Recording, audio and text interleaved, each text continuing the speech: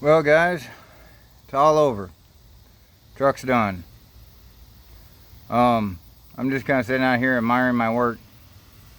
I'm not gonna hold you all too much on this last little piece. Oh, I need to grab my tape measure to show you how low it actually went. Hold on a second.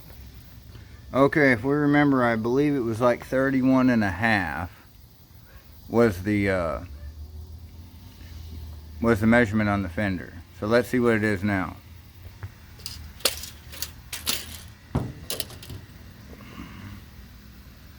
We got 25 and a half. So that's a pretty good drop there. Yeah, it's about 25 and a half is what I'm looking at. So those lower control arms from a van dropped it 6 inches. So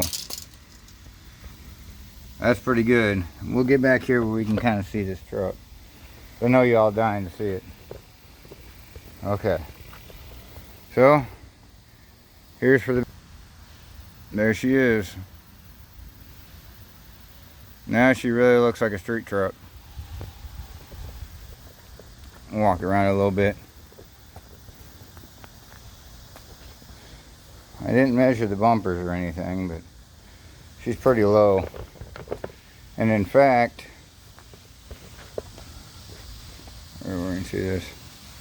In fact, now my 5 foot, what am I, 5'6", 5'7", I'm actually tall. I can see over the top of the truck.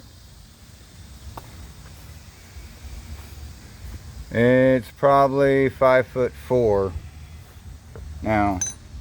Now I still have to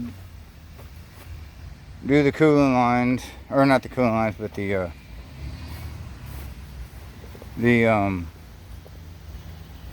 radiator, and I gotta do the brakes, put the drive shaft back in it, and then go get exhaust done on it.